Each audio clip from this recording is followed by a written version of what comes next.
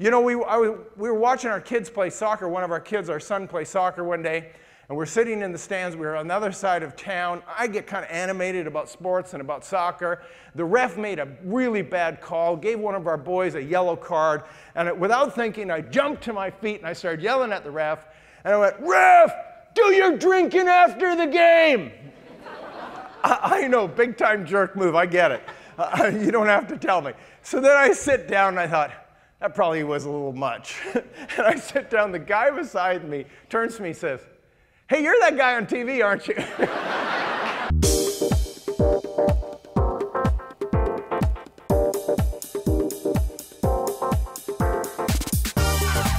Welcome to Church of the Rock from Winnipeg.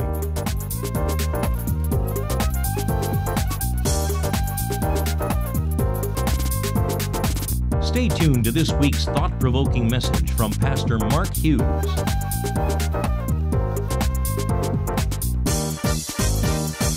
Well, this morning what we're doing is we're carrying on in the series that began last week, Salty Christians in a Sour World. Maybe the world isn't sour to everything, but it's become a bit sour to the gospel, and the answer is for us to be salty Christians. Jesus said this, he said, "You are the salt of the earth, but if the salt loses its flavor, it is good for nothing but to be thrown out and trampled underfoot by men." Well, this morning my message is entitled, Living La Vida Salada. We all know Ricky Martin's song, Living La Vida Loca, which means what? Living the crazy life. And this morning I'm going to challenge you to live the salty life. Living La Vida Salada is Spanish for living the salty life. And so if you have found 2 Corinthians chapter 3, we're going to read a verse and make some conclusions out of it. Verse 1 says this, "Do we begin again to commend ourselves, or do we need, as some others, epistles of commendation to you, or letters of commendation from you?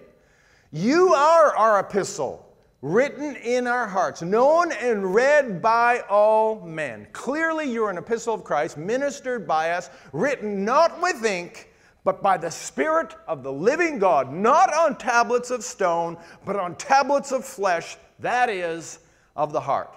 And we have such trust through Christ toward God, not that we are sufficient of ourselves to think anything of being for ourselves, but our sufficiency is from God." Little bit peculiar. He said, do we need letters or epistles of commendation to you or from you? Do we have to validate who we are and what we've done? Some others are doing that. They need to get letters of commendation. And then he sort of interchanges this word letters and epistles. You know what epistles are, don't you? They're the wives of the apostles, right? No, it's just another word for letters or spiritual letters. And he says, do we need these epistles? He says, we have epistles.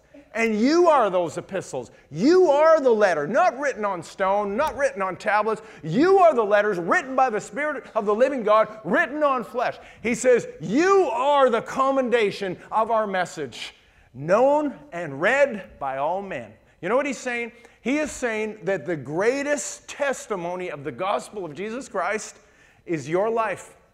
He says it's not the letter that I would write or you would write. It's not any letter of commendation. Your life is the letter. People are looking at you. People are watching you. People are looking at your life, and your life validates the message. There is nothing more powerful, nothing more significant. That's what he's saying here when he's telling us that our life is this message to the world. St. Francis of Assisi said this, and you can probably finish this for me.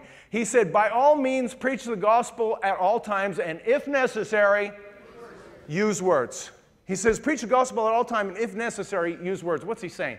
He's saying your life preaches the gospel, your actions, your lifestyle. Sometimes we call this lifestyle evangelism. If you had to kind of pigeonhole what I'm talking about today, that's what I'm talking about, lifestyle evangelism. But Paul calls it something else. He says that our life is known and read by all men, and people need to be able to just look at us and know who we are and what we are. Let me tell you the story of Malcolm Muggeridge. How many of you recognize that name, Malcolm Muggeridge? Here's a picture of him. He's passed away probably 10 years ago or so by now. And he was to England, to Britain, what Walter Cronkite would be to the U.S. or Peter Mansbridge. Actually, more so, because not only was he a newscaster, he was a journalist, he was an author, he wrote many books, he was a television personality, he was a satirist, he was a war correspondent. I mean, he was Mr. Media. He was tremendously accomplished. But the thing that was interesting about Malcolm Muggeridge was this, was that he was an avowed atheist, and for whatever reason, he hated the church and he hated Christianity. In fact, one of his books was entitled The End of Christendom. And he wrote religious books attacking religion and espousing the tenets of atheism. And he did this for 79 years of his life. And then at 79 years of age, which is fairly ripe for most people to come to Christ, he made a decision and disavowed his atheism, and he came to Christ. People were perplexed that this man who was an enemy of the faith, like Saul of Tarsus, would make this huge Damascus Road experience. And they asked him why. And he said, I could resist all the great books on Christianity, which he incidentally had read, probably more than all of us put together. He said, I could resist the great sermons. But he says, then I met this little woman called Mother Teresa of Calcutta, working amongst the poor, of the poorest of poor in India, and I said to myself, this is it. I've got to have it. You see, her life was the epistle. Her life was the testimony of Christ. She didn't say a word to him. He just saw what she was doing and how she was living, and he said, this is it, I've got to have it. For the next 8 years of his life, he died at the age of 87. For the next 8 years of his life, he became like a Paul of the Apostle. He became a champion of the gospel. It's a tremendous, tremendous story, and it was all because he saw someone living the salty Christian life like we are supposed to. Now, I know the conclusion we all come to when we hear this. We go, well, I ain't no Mother Teresa. Nobody knows that more than me about you, right? We know we're not Mother Teresa. I ain't Mother Teresa. I get that. Don't miss the fact that people are watching us. You know that. Everybody on your street, everybody in your workplace, all of your friends, everybody knows you're a Christian. Our challenge, if we're honest, is to live like it. You know what? Nobody has this harder than me. You know why? Everywhere I go, people recognize me. Now, I wear a disguise. You probably didn't know this, but I wear a disguise out in public. And my disguise is this. It's the same as Superman. Remember Superman? He would take off his cape, put on his glasses, and he was Clark Kent.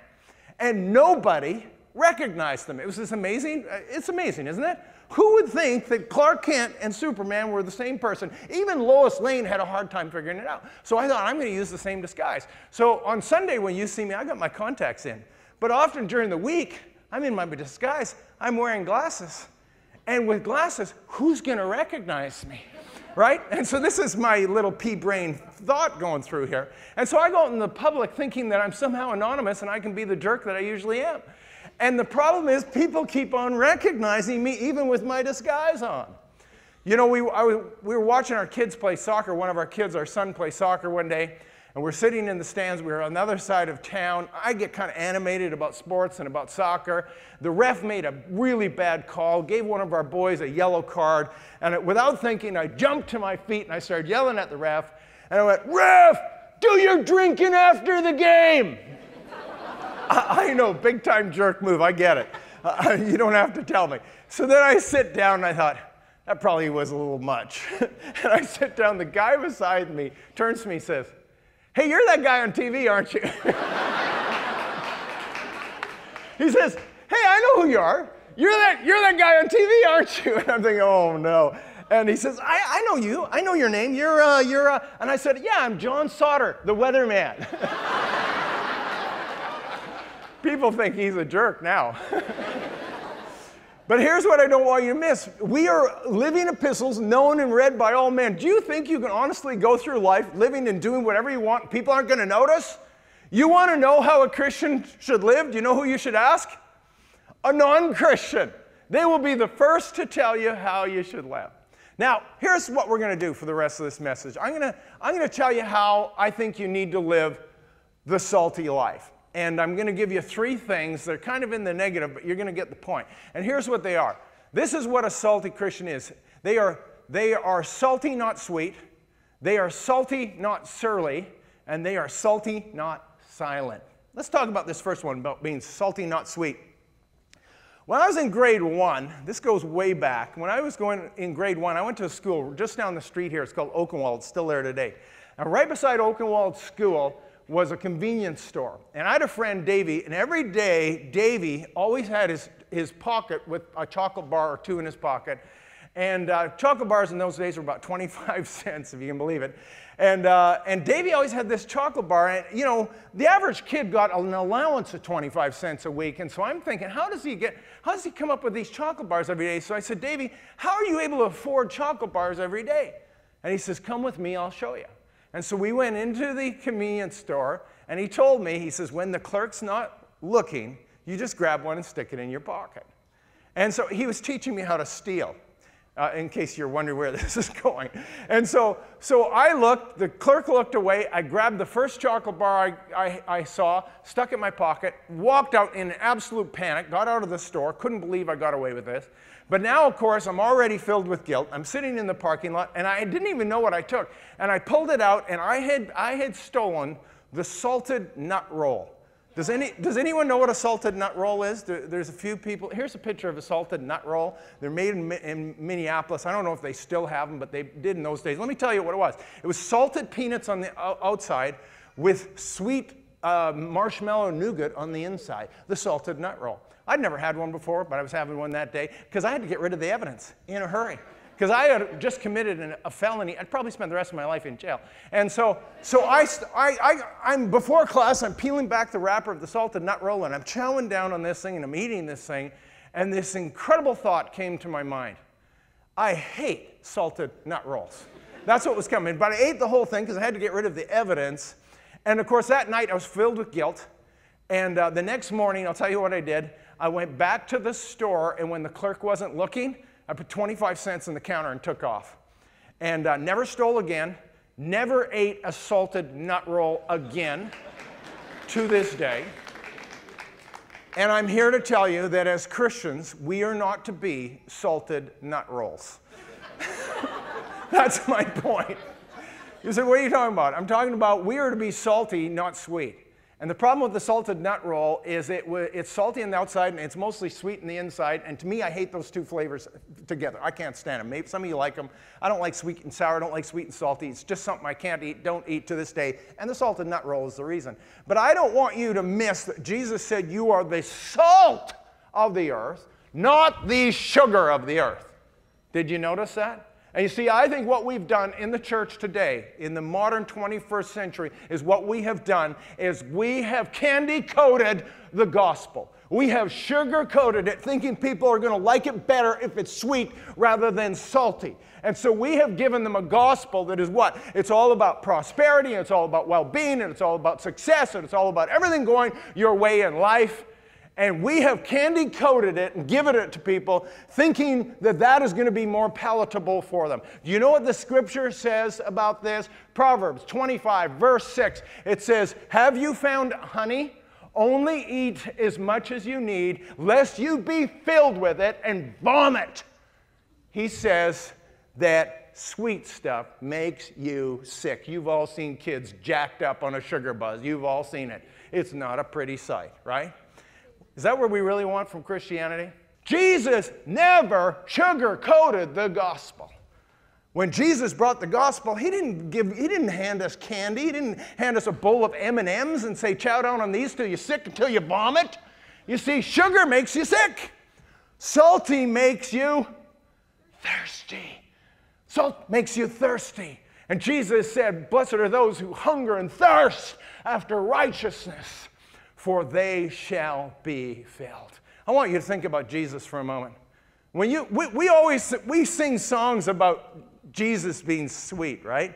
Sweet, sweet Jesus. Jesus, the sweetest name I know. There's all kinds of Christian songs and hymns with the word sweet in it. You go look into Scripture. I don't see a guy that I would characterize as sweet, honestly. Think about Jesus for a moment. Who was he? He was a rough and tumble carpenter, hung around with rough and tumble fishermen. He picked fights with religious leaders. He cast out demons. He threw over the money chambers tables, chased them out with a whip. When he spoke, he had some tough sayings.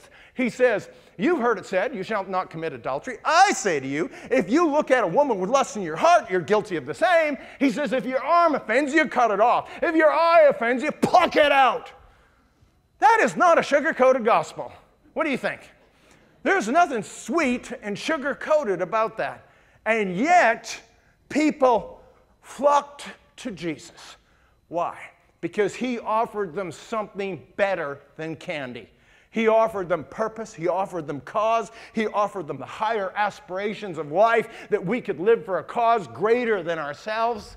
You see, our challenge is to be salty, not sweet. Let me tell you a story. I've told you before that when I was in Bible school, I worked construction.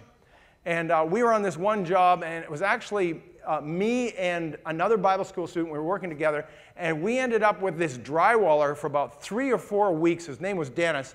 And we were working with Dennis for 3 or 4 weeks, and Dennis was easily the toughest guy I'd ever seen in my life. I mean, the guy was as strong as an ox. He was as tough as nails. He had a beard, but he actually had a beard on his beard had a beard. He had a beard, and then it looked like his beard had a beard. And he had tattoos, and his tattoos had tattoos. I mean, this is how good he was. Hey, I'm not kidding. He would say, hey, get a load of these tats. My tats have tats. And I looked at his arm, and he had like pictures tattooed in his arms, and his tattoos had tattoos. I thought, now there's a guy who knows how to get tattoos, right? And so I'm thinking, I'm just trying for you to understand how tough this guy is. And so he couldn't believe his bad fortune of getting stuck with 2 Bible school students on the job for 3 or 4 weeks. And so he was trying to scandalize us the whole time. He was trying to get a rise out of us. And see, he'd be always cussing us out. And he would just lay into us and cuss us out, trying to get a rise out of it. And he started almost every conversation with this. He'd say, Jesus Christ! And to which I would say, are you just starting another conversation? Or did you just get saved? And I was just right back in his face. And sometimes after work, he would say on Friday night, after work, he'd say, so what do you say, you boys? You know, he's just trying to get our goat again. He says, so what do you say, you boys, come down to the strip club with me and we'll check out the peelers? I say, you know what, Dennis? That's a really, really good idea. Why don't we all call our wives and see if they want to join us? Why don't you start? Well, he was afraid of his wife. Everybody was afraid of his wife. And so that finished that conversation. And so anyway, we just sort of went through this whole thing, and I wasn't going to take any guff from this boy. I didn't care how tough he was. And, you know, we just lived our life. We just did our thing. And we were there, like I said, 3 or 4 weeks. And then one day, we're sitting there having lunch, and we're sitting eating our sandwiches during the lunch hour. And he says, I want to tell you guys something.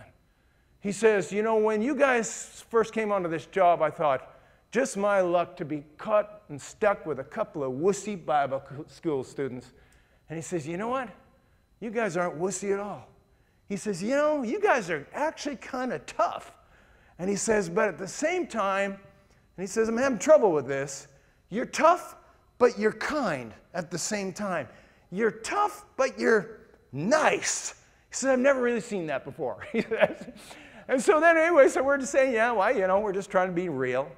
And then he says, I wonder if you can help me. I'm having trouble with my wife. I'm thinking, oh yeah, we know all about your wife. We met her a couple of times. He says, I'm having trouble with my wife and my marriage. And then this big, tough drywaller started to cry. And he just started to cry and started to cry and started to cry. And he poured out his whole life to us. And he looked to us for help. And guess what? That day, sitting there on the construction site, me and my friend led Dennis, the tough drywaller, to Christ that day.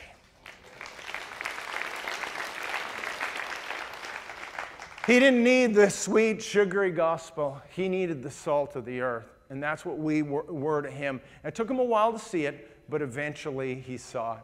There's a story of these 3 construction workers, and they're working on the high steel up on the high rise. And they're having lunch one day, and it's a Mexican, and an Italian, and an American.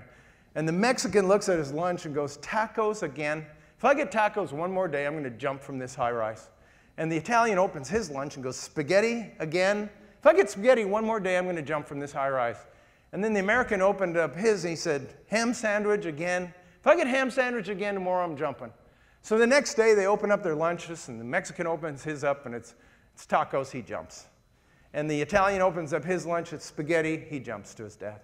And the American opens his lunch. Sure enough, ham sandwich, jumps to his death. The next few days later, they're all at the funeral. The wives are all there. And the Mexican wife says to the other wives, if I'd known that he didn't want tacos, I would have made him something else. And then the Italian says, if I'd known he didn't want spaghetti, I would have made him something else. And then the American says, don't look at me. He makes his own lunch.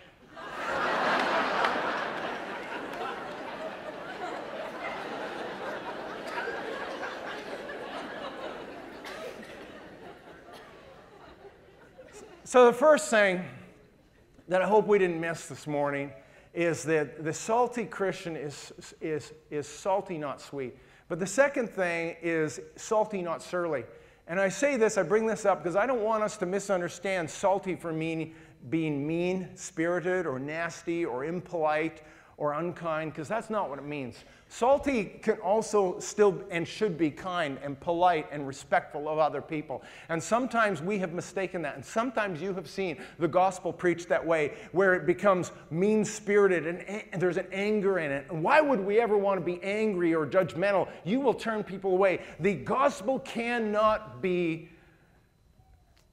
nasty, cannot be mean. It has to be salty, but never surly. When I was a young pastor, I had this interesting encounter. There was a famous evangelist. If I named his name, you'd know him. And he came to Winnipeg, and I, as a young pastor, got invited to go for lunch with him. I couldn't believe my good fortune. I was going to glean something from this man. And so we went out for lunch. And I mean, the whole time we talked about the Lord. We talked about the gospel. We talked about evangelism. And the whole time while this was going on, this man was berating the waitress that was serving us. And everything she did was a problem for him. And he would order something. If it wasn't quite right, he'd just lay into her. And at one point, she brought his breakfast, and it was brown toast instead of white toast. And he looked at her and he said, I asked for white toast, not brown toast. He says, it's just waitressing, sweetheart. It's not rocket science. And I'm thinking to myself, we're talking about Jesus, we're talking about the gospel, we're talking about the church, we're talking about evangelism, and he's verbally abusing this waitress. I just couldn't believe it. I was just shrinking. I was so embarrassed. It's in my own hometown. And so then at the end of the meal, you know, in his big shot way, he said he was gonna pick up the tab. And then he made this statement. And he said, and I won't be tipping the waitress after that pathetic service that we had. And so then he paid the bill and he didn't tip her. And we went out into the car, and I thought to myself, this is not a good picture for me. I have to live in this city. She may or may not know who I am, but it doesn't matter. You do not treat people like that. You don't talk to people like that. You don't treat people like that. Then you don't punish them for your stupidity by not tipping them. And so then I said to them as they were getting in the car, I said, oh, I forgot something in the restaurant. I'll be right back. You know what I forgot? We forgot to be nice to the waitress. We forgot to give her a tip. That's what we forgot. And I went back, and out of my pocket, I paid the waitress a ticket, and I apologized. I said, you're going to have to forgive my friend. He's demented and off his meds today. I thought she didn't know who he is. I'm just going to say it that way and solve the problem. And so, you know, here's what happens is sometimes in our attempt to be salty, we kind of cross the line and we become surly. We become impolite or nasty or unkind. And we can never be that. Do you think the judgmental gospel is going to win anybody to Christ? It's not. Jesus never judged anybody. What did he do? He presented the standard of righteousness. He told people the truth, but he always spoke the truth in love. He always spoke the truth in love. He always spoke to them in a kindness that they would get, they would appreciate, and they would want to come to him.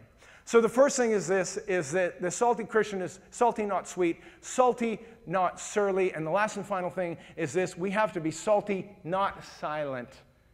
And you see, sometimes we think that lifestyle evangelism, just living by example, is enough. It's actually not enough. All it does is get people's attention. At some point, we have to stop being silent, and we have to be able to communicate the gospel to them. This is what Romans 10 says. It says, how shall they call on him whom they have not believed? And how shall they believe if they have not heard? And how shall they hear without a preacher? See, at some point, we have to speak. That's why even St. Francis of Assisi, he said, don't use words. He said, if necessary, use words. And at some point in every relationship, in some point in every encounter over time, there becomes a moment where you need to use words and you need to explain why the hope is in you that is in you. And people will ask. Let me close with one final story here this morning. It's a story that you probably, if you dig back into your memory, you will recall. It's very similar to the crash of that Malaysian jetliner this year, but it happened in 1998. It was a flight coming out of Ethiopia, Flight 961, Ethiopian Air, and there was 175 people on board, including the crew. It was before all of the sort of precautions that the airlines used to take. There were some escaped convicts that were actually on that plane. They stormed the cockpit, took over the controls. They beat the pilot and the co-pilot, and they commanded the pilot to fly to Australia. The pilot insisted again and again, I don't have fuel to fly to Australia. And so they wouldn't listen to him, and they just insisted that he keep on flying. And so one of the things he did was he flew along the coast of Africa, because he knew he was going to go down. He knew he was going to run out of fuel. And he thought, at some point, if I'm close enough to the coast, I'll fly in and I'll ditch the plane right beside land, and maybe somehow or another we can be saved. Well, eventually the plane ran out of fuel, and he was at high altitude, 30-some thousand feet, and so he knew he had some glide time, but not a ton. And he went on the intercom and he announced to the people, and he was a little blunt. He said, "This is it, folks. We're going down, and we're all going to die." That's what you want to hear from your captain. This is your captain speaking. We're currently cruising at 33,000 feet. Oh, by the way, we're out of fuel, and we will be crashing, and you will all be dying. It's not what you want to hear from your captain. But anyway, that's what they heard that day from their captain. And there was a man on the flight and his wife. His name was Andy Meekins, and he was with his wife, and the two were coming back from a mission trip in Ethiopia where they had installed a water system in one of the compounds where refugees were living. And he was on his way back, and as soon as he heard that, they all knew that the plane had been hijacked, but now the captain said they were ditching into the Indian Ocean, and now the captain had said this. He said, "You're all going to die." And his wife said that in that moment, she heard the click of her husband's seatbelt, and Andy Meekins got out in the aisle, and he started going down that aisle as the plane was descending, and one by one going down to every row and sharing the gospel with every person that would listen. And he just would share it, and if they wouldn't listen, he would move on to the next person. And he went, and as he was going down the line, he was leading person after person to Christ. That plane, about 20 minutes later, crashed into the Indian Ocean. Here's the pictures, actually. Here's the sequence here. A Japanese tourist on shore caught the whole thing. First of all, the wing hit there. Of course, the next picture here, you see the big plume of water going up, and then the plane was broken apart. 155 people survived that crash. One of those 155 people was Andy Meekins' wife, because the area in which they were sitting was not damaged as the plane blew apart. That group of people, 55, mostly came from that one section of the airplane. But Andy Meekins wasn't among them, because he had been going up the aisle sharing the gospel with people, and he was one of those 120 that perished that day. But just before the plane ditched, he turned to his wife and signaled her that 20 of those people had come to Christ, and though he perished with them, he took 20 people onto paradise with him. That's a salty Christian. We are the salt of the earth. But if the salt loses its flavor, what good is it to be thrown out and trampled underfoot by men? How do we live the salty life? We do it by being salty, not sweet, salty, not surly, and eventually salty, not silent. At some point, we have to share the gospel with people, because there's people out there that are lost and dying without hope in this world, without Christ. And if they don't hear the gospel from us, who are they going to hear it from?